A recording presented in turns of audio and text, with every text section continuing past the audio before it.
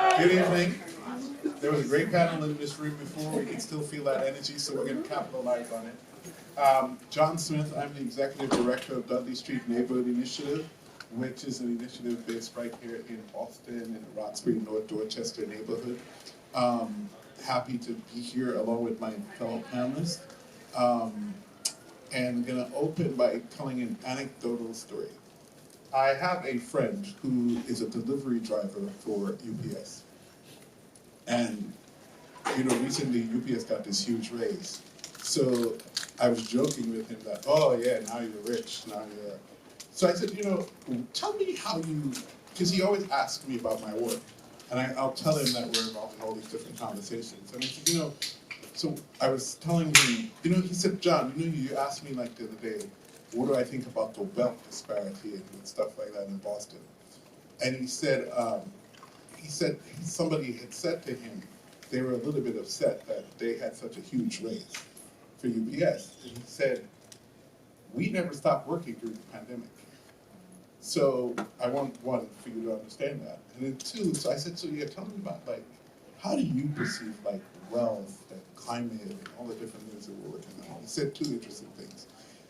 He works in Dorchester. He said, I can tell how we look at wealth because I can tell you every street, every single street and every house on that street, how much boxes they ordered during the pandemic. And he had a really real world every day, 5 boxes. Every day, 10 boxes. And he looked at wealth in that way. And then he said, I have to work every single day. And his wife has to work every single day. So when you all talk about wealth, just remember that when you're talking about wealth, you're talking about people like us, who literally have to work every day to keep our house and send our child to school. So I want you to always, so his instruction to me was, when you're talking to all the smart people you're talking to, I want you to always think about how we look at this. So I asked him, so, the climate is changing and, things are shifting. How do you feel about, what is it that you think we should do? Because you're you understand wealth from a very real world perspective. How do you understand climate? And one of the things he said was, I think sometimes you guys, I represent the larger you guys, come up with this thing where you're always telling people what to do, and that's maybe another way for people to make money, right? Retrofit your house and do this and do that. And now all of a sudden it's all climate, and now we want a whole other sector to make money.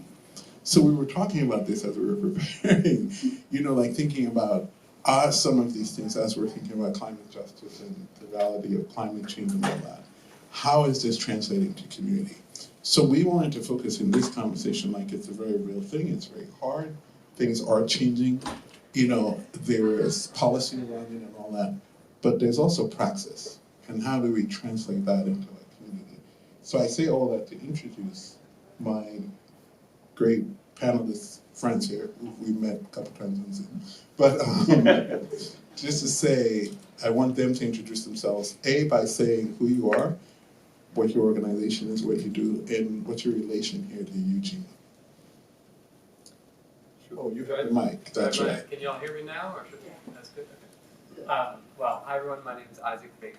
I'm the co-founder of Resonant Energy, which is a 7-year-old solar development company. We're based here in Boston, just half mile down the road near Chinatown. And I think as far as what brings me to this conversation, so I got started in this work about 8 or 9 years ago, thinking about community-owned and controlled clean energy, and I came out of undergrad and wanted to contribute to what I saw as the two most pressing issues of our time of wealth inequality and climate change that were facing our world, and wanted to play a small role in contributing to that project.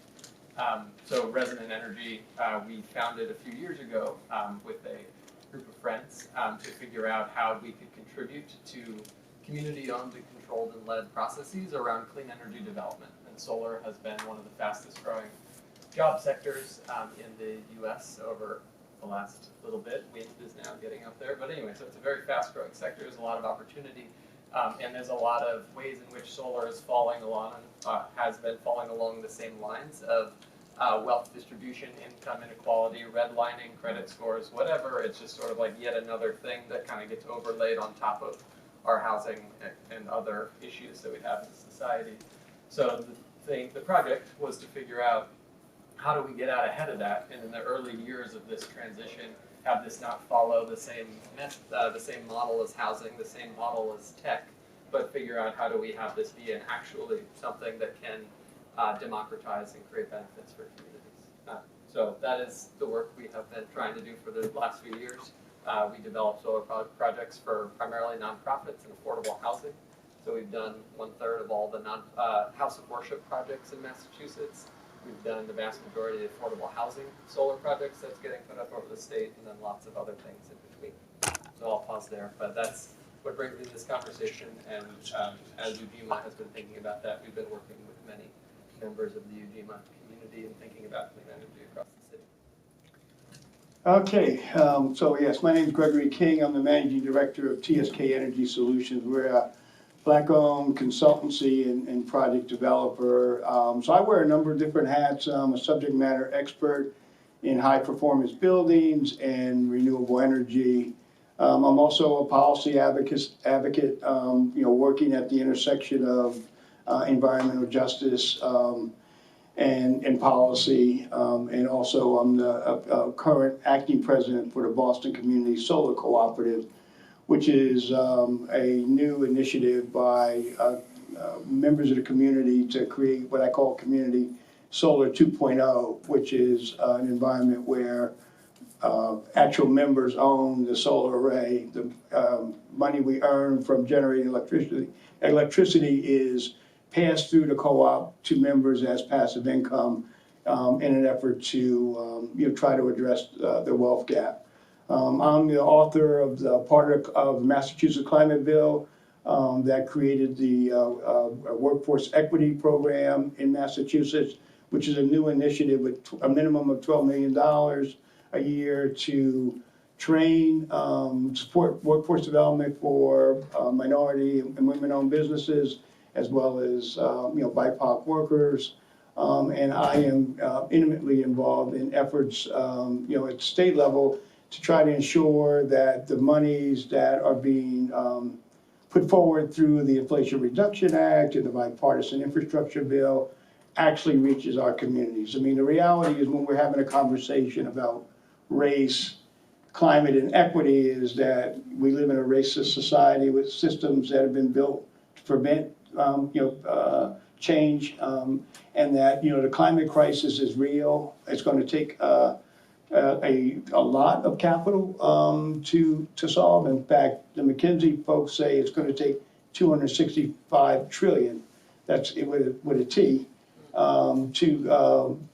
to decarbonize, power generation, buildings, transportation, and agriculture between now and 2050. So it's a economic opportunity of a lifetime. But if history repeats itself, we've seen these economic booms in the past that haven't really ever benefited Black communities in particular.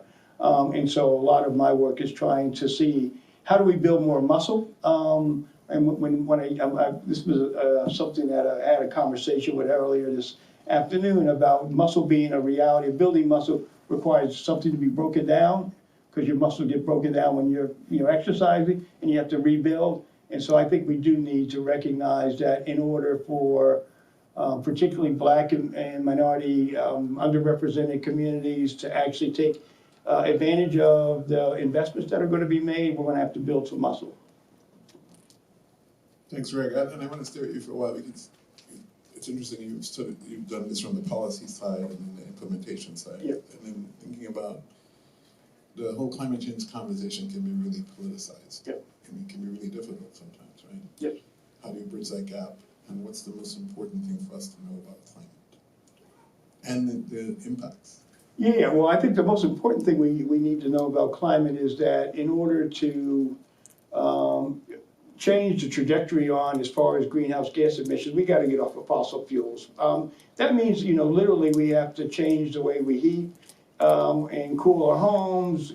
Particularly, we have to change the kind of vehicles we drive, and we have to change the way we generate power. So it's a massive, massive undertaking, probably one of the bigger undertakings humanity's ever undergone, because if we don't do this, then we are on a trajectory that we are just starting to see the first phases of. If you know, last week in New York, there was 8 inches of rain in a few hours, and flooding. I mean, we saw wildfires in Maui. We've seen you know, hurricanes. It's just the intensity of what's going on in our climate environment is really you know, alarming. And you know, we need to recognize that in order for us to be able to achieve our climate goal, there isn't one single silver bullet.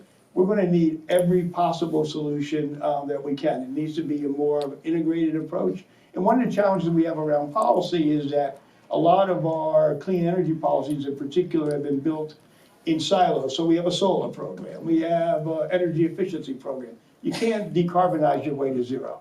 We have to sort of throw those old models out and create new models which are tightly integrated, recognizing that there is you know, a synergy between putting on-site renewable energy, having the ability to store energy in batteries, to be able to use energy efficiency measures to reduce demand, to improve the building envelope through insulation. So all of these tools that we have in our toolkit need to get deployed. And for the person who wants to access these things, I mean, one of the biggest barriers to adoption of these mitigation measures is the reality that the programs themselves, you know, you have to go, if you want to get a solar system, you want to get energy efficiency, you know, you got to fill out 5 different forms, and you almost need to be an engineer in order to get access to that. And that just can't, that's not a scalable practice. We have to figure a way to fix that problem so it's more accessible. And then one other point I want to make is that historically, when these investments have made, the people who live in the communities aren't the people doing the work, and we really got to fix that. I mean, we have an opportunity to create high-paying, sustainable jobs that are not going to be outsourced because they require people to install and maintain systems. And shame on us if we don't recognize an opportunity to make certain that as these funds come in to fund these different climate mitigation and adaptation projects, that it's the community folks that are actually getting the work. Thank you for that. Isaac, same question. And please address what Greg didn't address, the depoliticization of this conversation. Yeah, I mean, I think Greg covered it very well. We've got we have the crisis and challenge of a lifetime coming ahead of us, and it's interesting to to think about how we take our cars and our gas-powered heating systems at our house, and all this is for granted, and it's 100 years old. Like this is not all of human history, but we've built such momentum around this thing for 100 years, and we now need to fully reverse course and go in an entirely new direction. And that's going to require the very literal, unsexy replacement of everything in our basements and whatever's going on our roof, and nobody is interested in it. And yet it's critically important. And so I think that when I think of the work around climate, it's like how to persuade people that thinking about insulation in your walls and solar panels on your roof is really that much more exciting than windows and doors and exterior siding and paint and whatever. And so there's a thing to get excited about here, which is, in one sense, it's all part of the built environment, so it's all the same, which is not interesting to a lot of people. But in this case, it carries the torch, which is, one, this is incredibly complex, high-paying STEM jobs and work. This is a huge economic engine that is going to power us forward. This is deciding global geopolitics between China and the US, and who controls supply chains of how all of this, this is the means of production of the future of society is now going to be rolled out over the next 100 years. And I think, just to reemphasize the point that you made, who controls that knowledge about how to do this work, right? How are we going to diversify our unions and make sure that all the electrical work that's being done, all the plumbing, all the anyway, I won't wade too deeply into that topic, but just to say that we've got a lot of interesting projects around labor, both locally and nationally, to think about, of how we get good, high-paying jobs and communities across all socioeconomic backgrounds to be able to have a seat at the table as this new engine takes off. Interesting, because, you know, as you guys were talking, I was thinking about, we always sort of, the communities come to this conversation late, right? Yeah. Like STEM, late, we're reacting. This whole idea of high-paying jobs, whether it's in the construction industry or other things, late, we're reacting. How do we not be reactive this time? Kids are in the cusp or something. And then how do we translate all the things we're talking about to communities that still don't really necessarily understand what climate change is, much less what jobs are available in that space?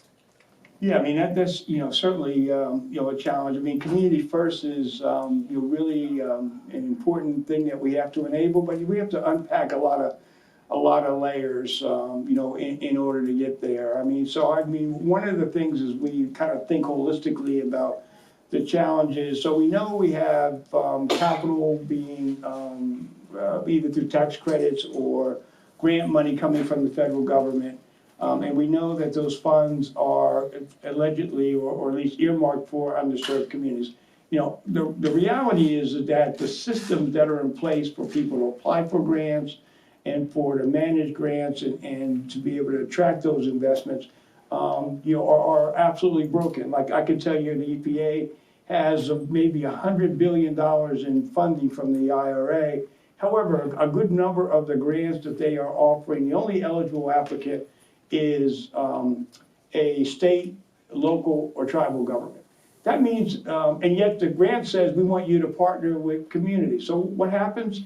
So, the power dynamic it has not changed. The power dynamic is still states deciding which communities are going to become partners and participate in that grant. And so you can wrap all of the grant writing and technical assistance services around a program like that. But if the communities themselves can't get to the table and advocate for their own interests or participate in that, then it's a lost opportunity. So I think there's a need for disruption across the procurement process and the grant making process in order to unlock the potential for real community engagement. I mean, community-led development should mean the community people decide what it is they want to prioritize, and they should be given resources and tools to plan projects properly so they can be executed. And it becomes a matter of faith. People say, well, we don't know, the community doesn't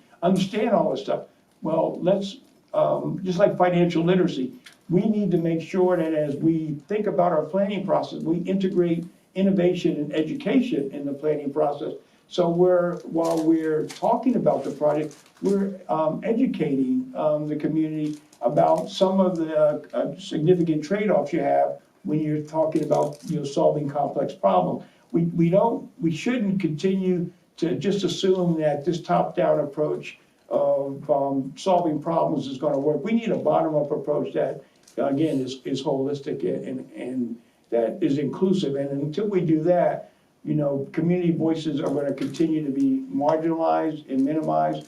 And by the way, that's been the history. And so, if you want to get one theme out of this particular talk, it's about the need to disrupt. I mean, we just have to recognize we're not going to just be handed things because, we're nice people. We're going to have to demand that there's change and change at every level. And unless we recognize that we have to break down these barriers, we're going to continue to have the problems where the funds are there, the money went in, and it didn't necessarily go to any community-based organization or hire any community-based people, but the work was done in the community and somebody takes a victory lap. Thanks, Greg. How does that show up in your work? Has it? And talk about the disruption piece. Yeah, so I think so I'll add quickly is a conversation just to ground this in a very local version, right? There's a $7 billion grant that's out for the EPA right now. That's called the Solar for All grant. And this is just one of like a dozen grants. There's so many billions of dollars being thrown over the wall all over the federal government for USDA and EPA and this and that. And the money is all going to start trickling its way down over the next 2 years all across the country. So in Massachusetts, based on our size, we can apply for $250 million, which the state is working on. Greg and I have spent hours and hours on calls with them doing stakeholder this and that over the last couple months. that application goes in, we find out whether $250 million, they then are going to have 5 years to spend it on low-income solar, on single-family, multifamily, and community solar. So that's going to be just giving away tons and tons of money. And there's going to be money not just to pay for systems, but to pay for all the community-based outreach, education, technical assistance, and whatever that's going to have to make all that happen. So that's just, and that's one tiny example to try and just show you, or I think make this feel real of like, what are the stakes? What are we talking about? So that's one example. And then there's tax credits and there's all sorts of other stuff. So again, billions and billions of dollars at the table. And then to this question, how does the community get a seat there? And I think you used a word that I liked a lot, which is the idea of faith. And I think of that as trust, which is like, to the extent that a community in some way chooses to participate in something, there needs to be an idea that there's going to be some ROI, right? That if we spend a whole bunch of time learning about this thing, that something will come of it, right? That we're not just going to be spinning our wheels here. And I think in the energy space in particular, when we got started, we ran an interfaith campaign in Dorchester. Our first office was in a church in Codman Square locally here in Dorchester. And we were doing outreach in the community. We were trying to put solar on churches, on low-income single-family homes, partner with the community, with faith leaders, figure out how we could make that happen. And learned a lot through that process, but a lot of what we learned was basically that trust was broken, right? If you want to talk about energy stuff, energy, similar to like healthcare and a few other ways that our society is fully dysfunctional, energy is right in that category of like, you get your electric bill. On average, the consumer spends 7 minutes a year reading their electric bill. No one has any idea what it means, and they just know when the number's big, it sucks, right? And that's the engagement with the electric bill. And there's thousands of pages of policy that informs how that electric bill is and why it is the way it is. But communities don't understand that. If you don't understand the electric bill, you also don't understand all the other stuff that's now coming down the pike that's now going to rewrite how that all works. And then the ways that people are getting engaged with, especially in limited resource communities where you have not English as a first language folks, you have elderly folks, you have all sorts of folks who don't have the time to get educated on this topic, are being taken advantage of in Massachusetts by our competitive supply folks who are coming around door knocking, signing people up for predatory energy contracts. And so rightly, you would feel burned when somebody wants to come and talk to you about energy, whether it's solar or wind this or whatever, because you've had 1 million people come and door knock. So now that it's time to come and talk about real opportunity, you've just spent the last 10 years getting told that your world was going to change because someone, Solar City, Elon Musk was going to put solar on your roof and whatever was going to happen. And so rebuilding that trust and saying, no, this one's real, is now the first hurdle we have to get over. And that when we were starting this work was every conversation began with why is this different and why are we going to stay here and be in this conversation with you for the long term. One emerging conversation, I was sharing this with Greg, that DSNI is going to work on a plan grant around community resilience, right? And building out resilience hub and all that kind of stuff. And I was asking, do you have, you always talk about the primacy of community planning, community engagement, which is where we're rooted at. And so appreciating that, but also thinking about, is there a model for that you've seen or participated in how it's worked, and what have been the gaps in that, and the sort of the learning curves? Yeah, so one of the things, one of the projects I've been working on is, I refer to it as the Green Zone Planning Framework. And green zones, well, first of all, in Massachusetts, we have a definition of environmental justice that's actually too inclusive. This is a case of good intentions going bad. Now I'll tell you how bad the good intentions are. There was a $250,000 grant given to the island of Nantucket for food insecurity as an environmental justice grant. Now, can you imagine that the island of Nantucket has all of the resources, absolutely, and then some, to solve that problem on their own. So why on earth would they be getting $250,000 from the State Environmental Justice Fund to do food insecurity intervention? So, I mean, this is, kind of the reality that, we face. And so I've been working on something called the Green Zone Planning Framework, which is an attempt to create community-wide planning initiative that starts with a deep dive into public health data to understand the reality around living in an environmental justice communities. And I'm doing this in Grove Hall, which is a Afro-American community in Boston. It has about a square mile. And the numbers are just are heartbreaking. I mean, it has 3% of the land mass in the city of Boston, 38% of the brownfields. And brownfields are toxic sites, right? It has the highest asthma rates. It's got the lowest income of all the communities, and it has a mortality rate 8 years different than someone who lives in the Back Bay. And so, it's a poster child for, environmental injustice. And so we're taking that public health data, and we've started an initiative to put in real-time air quality monitoring network to try to isolate where all of the pollution is being generated. And the planning framework sort of assumes that we start with a health audit, understand what the health disparities are, then move on to a community landscape analysis where we decompose the community to better understand, what kind of buildings are there, how old are they, what kind of systems do they use for heating and cooling, and then we translate that into a series of project feasibility studies. And instead of looking at projects from the traditional developer investor perspective, which is typically an internal rate of return analysis, we're using the impact rate of return, which is actually the impact value of money.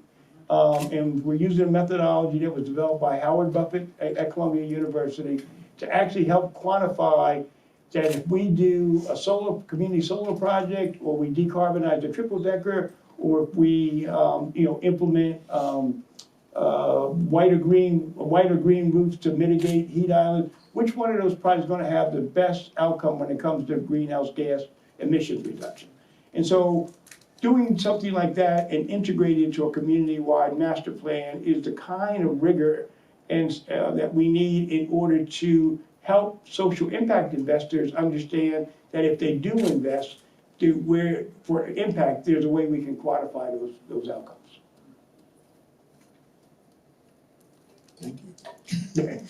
Isaac, you talked about this ecosystem that exists and has to be built around climate change mitigation. I want to talk a little bit more about the ecosystem and what's missing, what's there, what's missing, what do we need to do, how do we need to build it out? Yeah, so I can answer just, again, in my context, which is I work in Massachusetts, based in Boston, statewide, and a little bit in New York. So those are the areas I know well. I know we got folks from all over the country here. So I will start with that qualifier, disclaimer. But I think this speaks to, when we think about the ecosystem, and we've got a lot of planning left to do, as Greg and others are leading. And once we do that planning, we got a lot of implementation that needs to be done. And in terms of the ecosystem that can do all of that, there's one, do we have enough planners? How much planning do we have to do? Have we persuaded the state to free up enough dollars to pay for all of the planning that needs to be done? And in a way that does it community first, the answer is no to that, but we'll hopefully continue to do more with Greg and others' leadership. And then once we get to implementation, there are definitely gaps. So there are here in Massachusetts, we've got folks like Browning and Green Space. Carrie Bowie has put together a nonprofit organization to try and figure out how do we bring together stakeholders and diversify this ecosystem. I will recognize the great irony of the fact, as a identified white male speaking to you about this, 75% of our industry is white and male. And pay is pretty good when you're doing solar work. It's technical, it's finance, it's whatever. Like this is a growing industry. So we have a huge problem on our hands, which is that we have to change that and fairly urgently if we want to be able to make this an equitable transition. And so that's everything from entry-level jobs all the way on up to white-collar jobs. And everybody along the whole hiring and supply chain is now looking at this problem, which is that the question is, how do you know whether you want to get into solar or wind or energy efficiency or whatever? And often it's because you heard that it exists because it was happening in your community. Your uncle put solar on their house.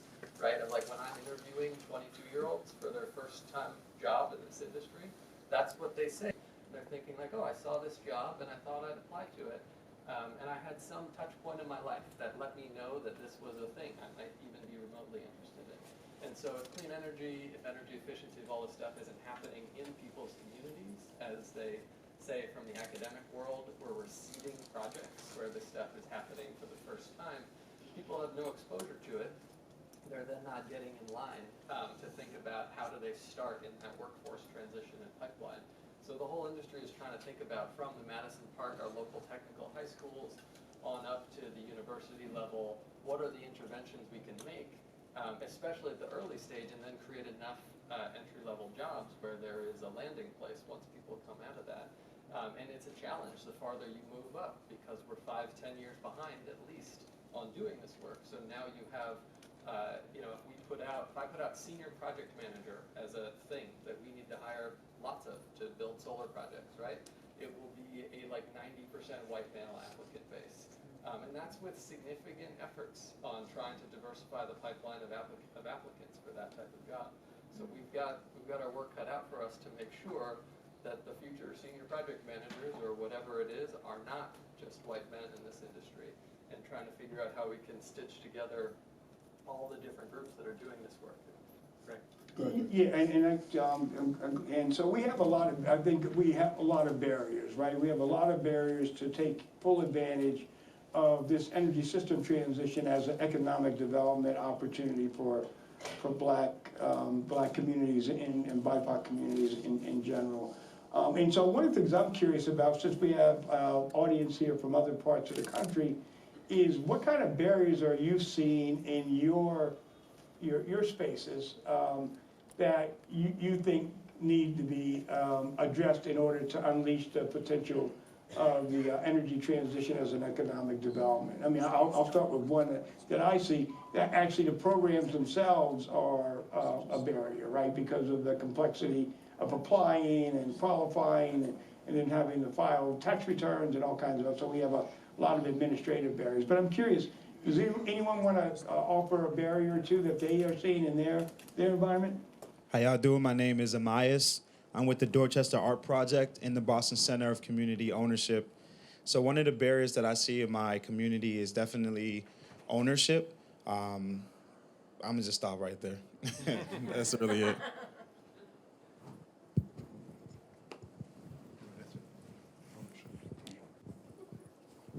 Hi, y'all. My name is Shauna. I'm from Brooklyn, New York. One of the one of the things that I think is a barrier is what we're calling disconnected youth, which are young people between the ages of 16 and 24 years old who neither completed college or are not working.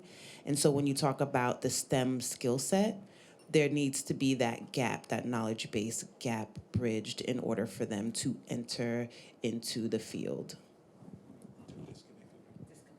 I thought Ron Dorsey told me they're called opportunity youth. Hi, I'm Kim from Environmental Health Watch in Cleveland, Ohio. And so I am part of one of the Black-led Tic Tacs that are coming for Region 5, working with Blacks in Green in Chicago. But what I've noticed, and I told my colleagues, I sit on the board for Tree Canopy, and we do energy retrofits in my organization. And we actually started a workforce program through the LED Safe Cleveland Coalition. But what I noticed is this disconnect between these training opportunities. So we had the same residents getting stacks of certificates. But what I would like to see is a more coordinated effort to then have, they might have basic construction, they learn energy retrofits, they learn tree canopy, they learn solar. So then you have a workforce that can work all year, but we have to have something else for them. Because I've seen it with weatherization, where we had all this money for weatherization, right, all these people doing the installs, and then it's over with. So I'm trying to understand, even with this influx of money coming, we have to do workforce. Can we do it in a different way? And then where are they going right after? And so I did tell the city folks, I was like, let's stop talking about your training programs and talk about where are those folks that went through all the training programs, and how are you actually creating spaces for them to maintain the trees instead of creating more and more cohorts of trainees. We're in Kansas City, Missouri. I'm Dan, and we have an aging population. And so when you talk about solar, and you have an aging population, and we have a very rapidly transitioning community as well. So challenges being solar on individual units versus the community solar strategy and how that plays out. I just want to lift up to, from Massachusetts, our electric grid needs to be held accountable. The corporation needs to be held accountable in its personhood to upgrade itself so that we aren't doing twice payments of making tiny individual microgrids on top of having a grid that doesn't work. Right. I think that's one thing. Echoing the good jobs. It's not just that we had the same thing with weatherization here and same results. And so we have a model of like what not to do because of the weatherization a few years ago. And also it's not just our young people. In order to have good jobs, we need to have good jobs where people can transfer into an industry. So they may not be a project manager in this industry, but where is the gap for training and funding to pay them and pay people well? They need $70,000 a year, Right. $80,000 a year with stable commitment to a job with benefits in order for that to actually be a transition, because even with these jobs, they're not getting paid. We're talking, our minimum wage is $15 an hour, and I know compared to other places, that's a lot, but in Boston, that's starving money. Yeah. You know, we're talking a lot about accountability and disruption and all that kind of stuff. Who are we holding accountable? And who's doing the disruption? And how? Well, yeah, it's a very, very good question. I mean, this is a great and healthy, conversation, because we do have to have a lot of intentionality about trying to identify and mitigate these barriers, because unless we do that, we're never going to have an equitable system, right? Because the system is designed to be inequitable, right? I mean, environmental justice, grew out of, as a black movement in the 60s, where there was a community, I think in North Carolina, that started to protest about the fact that their community was, they wanted to site a toxic dump right next to the community. And if you kind of look around, the United States, and you see kind of where the real, we call them sacrifice zones. These are zones that were intentionally created to put low-income communities next to power plants, toxic waste dumps, transportation corridors, et cetera, et cetera. And so there's a real need for us to recognize that the systems that created this inequity are not going to solve this inequity. We're going to have to destroy those systems and come up with new systems. I don't think there is and I use the word disruption because unless we think in disruptive terms, we're just going to be, it's rinse and repeat. It's rinse and repeat. We see it, time and time again. And so we have to start looking at things like policy and policy advocacy. I could tell you one very racist mechanism is utility rates, right? So utility rates, you think when you pay your utility bill, well, I'm paying for someone to generate the power and someone to distribute the power. No, you're not. You're also paying for the subsidy that goes into the solar program, the subsidy that goes in the energy efficiency programs. And guess who are actually getting used to those programs? It's all the wealthy neighborhoods. They're the ones that are accessing, but the low-income ratepayers are paying for that. And so there's an example of a system that is transferring benefit to disproportionate benefit, and as a result, creating a disadvantage for other communities. And so one way to solve that problem is California recently introduced a notion called income graduated utility rates. In other words, your utility rate is indexed by your ability to pay. And so that's the kind of a system where, we can start trying to deconstruct this subsidy that's going on, because we recognize that there are inequities in the way the system works. So let's try to fix it so that the inequities don't have financial ramifications. All right, Cassandra from Louisville, Kentucky. And so one of our challenges being in coal coal country. Coal country.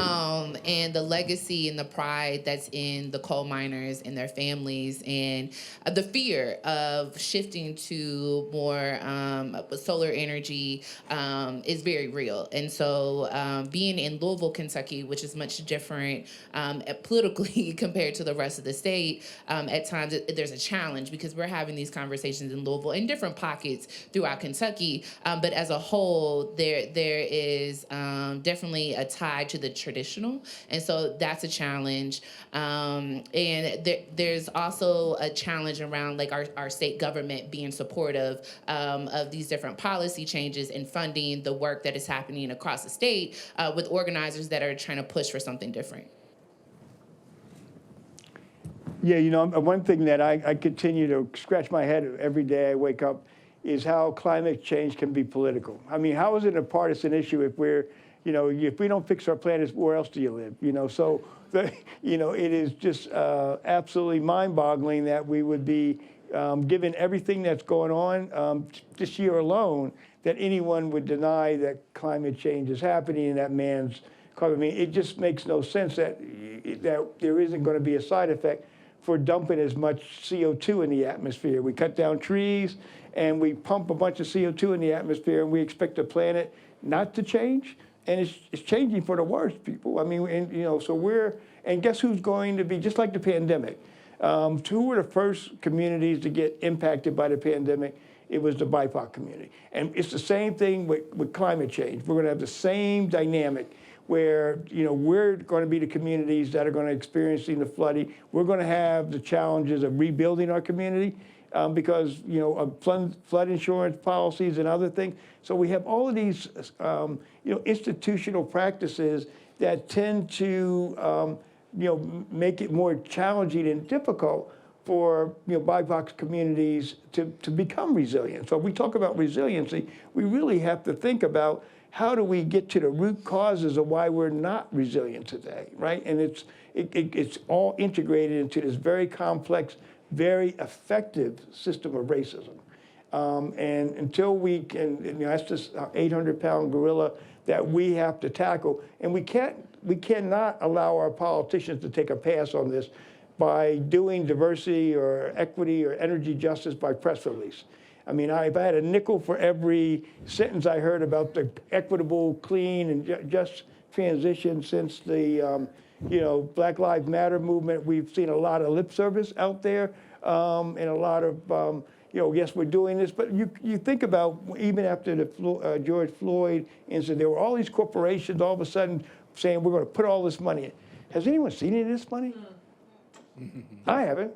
Right, and you know, and so it's, and we're about to, we have the potential to repeat the same thing with all this federal money coming from the Inflation Reduction Act and the bipartisan infrastructure bill. You know, I do applaud the EPA for putting forward the $10 million per region for the Tic Tac, but you know, you could also look at that money as, you know, hey, we tried.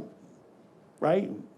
So we put these things together and we said we're going to do this, but they haven't changed the way they write grants. They haven't changed the, you know, all of the systems around the way they evaluate grants. And so the Tic Tacs potentially could be very impactful, but not in the current environment where there aren't necessarily the structural changes we need to amplify and accelerate the thing we very much need, which is getting these funds into the communities in a way that they can prioritize how they're going to invest that money.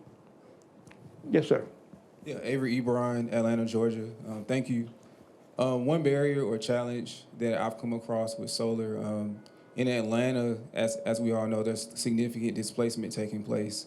But in some of the black neighborhoods that still remain, there are quite a few developers trying to apply smaller scale, multifamily or duplex style strategies to create that density and that access for folks who are still there. One challenge that they do come across though, in pertaining to solar, is they're on a very tight budget, very tight margins, and they are interested in applying solar to these types of projects, but the funds just never match up. And so that's like a real challenge that I want to name, because they are interested to help with utility and things of that nature, but there's just a disconnect on the implementation piece. Yeah, good point, good point. You want to address that? Yeah, I'll just say, so when we got started with affordable housing in Massachusetts, basically starting around 2018, that was the number one problem. So we're kind of going to each market segment that we felt was like underserved and trying to figure out how do we grow the pie, make sure that solar's going on new construction affordable housing. From a policy perspective, we all want it to happen, it makes sense. Energy justice, we want to lower bills for folks who are paying the highest bills right now. So what's the problem? And that was the main one, right? Which was that at the time that you're going to apply for your building permit or close on your financing, you've got like just enough money in your budget scraping by to get the building built and get your certificate of operation, and there's no extra 100,000 in there for solar, right? So our question was two things was what we've found since 2018 that we've been doing technical assistance is number one, the tax credit money's good with affordable housing, but it's complicated. So solar right now, you can get anywhere from under a new policy, 30 to 70% off your solar system via tax credits.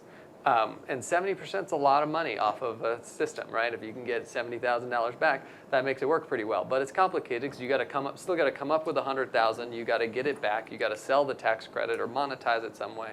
How are you doing that? And it's a little bit of extra legwork up front to figure out how you do that. And that's if you want to own it. And then the other option is a no-cost pay-as-you-go financing structure.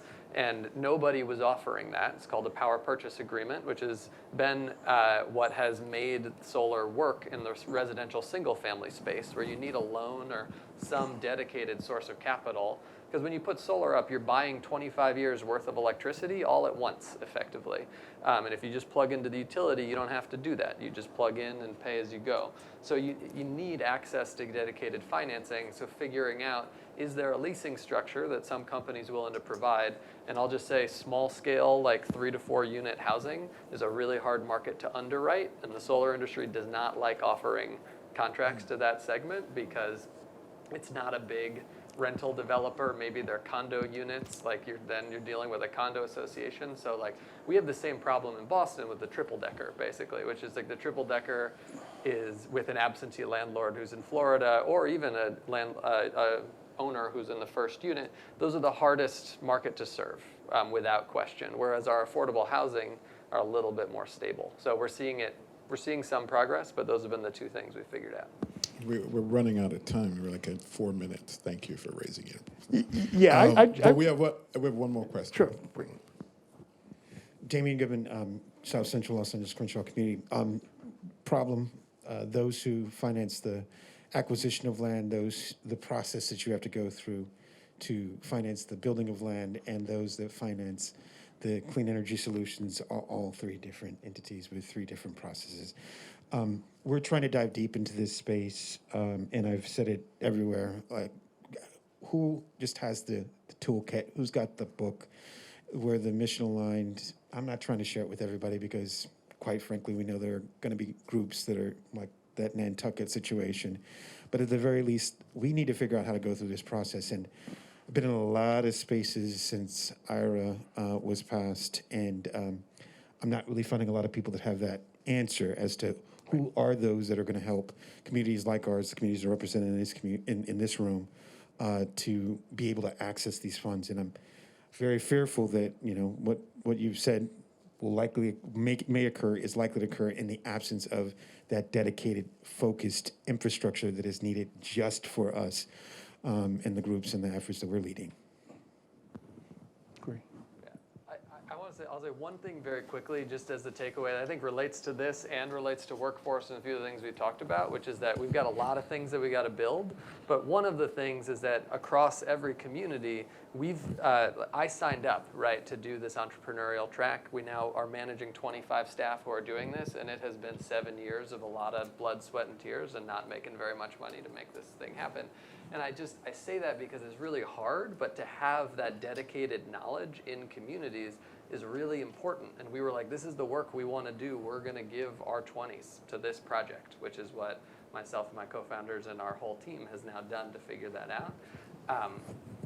And every community needs that, because there needs to be a destination coming out of the workforce where then somebody is going to give them the $70,000 a year job with benefits and with whatever. And we're now doing that 7 years later. We weren't doing that for the first 4.5 years, that's for sure. But to say that someone, then there needs to be the person who you can call, who's going to set up the financing, who's going to do all the engineering, who's going to, and that this kind of clean energy development, in the same way that we need Black and brown owned real estate development knowledge, right, in every community that's going to help bring and put together those pieces of land acquisition and financing, whatever. Clean energy development is multi-million-dollar construction, engineering, risk capital, whatever. Like, it's putting together all those same pieces. It's just wiring together a different thing. And so there are efforts that are happening right now that are trying to fund kind of technical assistance and this and that. And there will be folks like Greg and I and many others who are going to do a lot of technical assistance over the coming years. And we need so many more people than us who are doing this across the country. And so we need more organizations and people to raise their hands and say, I want to follow that entrepreneurial track and to be one of those destination employers and to take all that risk and time that it's going to take to build that new thing. And I would just offer that one of the root causes of the racial wealth gap is the fact that BIPOC people don't own their homes, they don't own the energy systems that support their communities, and so we have to think about policy advocacy work that helps to enable more ownership, because if we have more BIPOC ownership within our communities, we're going to end up having more say and control over important decisions, and we can resist or fight back against efforts to try to have outsiders come in and take economic advantage of our communities. And so that's something that I think everyone in this room can go back and think about. What can I do to help advocate for policies that are going to enable disadvantaged communities to have a larger ownership stake, because that translates into control over their future, changes the power dynamic. We're going to end on that salient note, and all I'm going to say about that is community wealth, community control. Yeah, amen. Of land and resources. Yeah. So I want to thank our panelists. I want to thank all of you for being here. And maybe you're the one who will help lead some of us in writing that playbook. We never know. That's the possibilities, right? It's about possibilities. So thank you all. Really appreciate you. Have a good evening. Thank you much.